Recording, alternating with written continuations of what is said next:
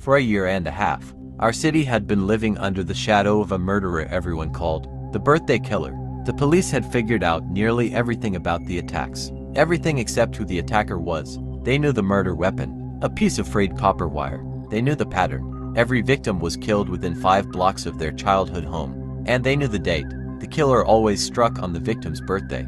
The media had named the murders the gift. Investigators were lost. None of the victims were famous. Yet somehow the killer knew their exact birthdays. No one could explain how he had access to information that private, but the pattern never broke. That night, I sat alone in my living room watching the news report about the killer's latest victim, who had turned 38 the day before. My phone was on silent, my windows were locked tight, and the police had already called to remind me they were on alert, because my birthday was tomorrow.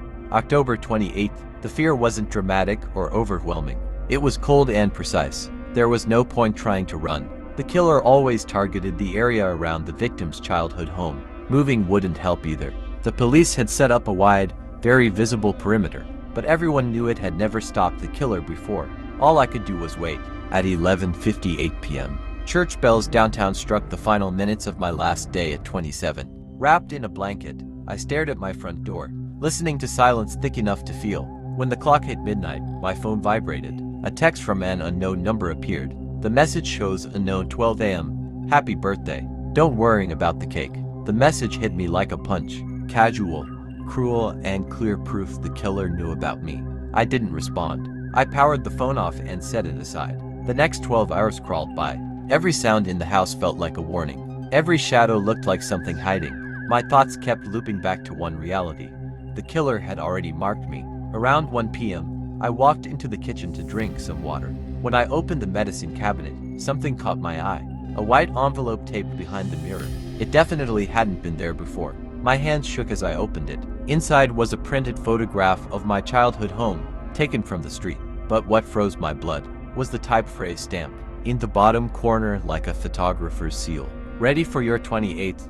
That was when the truth clicked into place. The killer wasn't guessing birthdays. He wasn't pulling names from social media or hacking anything. He was using a professional service. Someone with access to personal files. Someone who knew how to get information quietly. The killer uses a clerk, a records worker, someone who handled birth certificates, archived documents, and old city records. Someone who could look up anyone born in this part of the city. Panic burst through me. I rushed to the front door, planning to run straight into the police perimeter. But when I reached for the lock, I noticed a small piece of dark paper lying on the floor. Someone had slid it under the door while I was in the kitchen. I picked it up. Elegant cursive handwriting read, "The perimeter is for amateurs. I'm already within your 5 blocks. Remember, the gift arrives before the party begins." That was when everything made sense. The police perimeter didn't matter because the killer didn't have to cross it. The rule was simple. The victim must be within 5 blocks of their childhood home. And my childhood home had been right beside the old city archives, a building overflowing with birth records, documents, and decades of untouchable information. A perfect hunting ground. The killer wasn't a ghost. He was a man with a desk, a historian, a clerk with quiet access to every birthday in the district. My breath caught.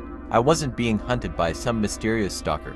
I was on a schedule. Someone had already penciled in the exact moment I was supposed to die. I grabbed my keys and ran out the back door, sprinting toward the bright police lights in the distance. But as I dashed through the overgrown alley behind the house, I heard a soft sound near the garage. Not footsteps. The slow, unmistakable rasp of copper wire being unspooled. And then a whisper, low and close, surprise. The birthday killer had already checked me off his list. My birthday gift had arrived right on time. And now the police haven't known I'm with the killer.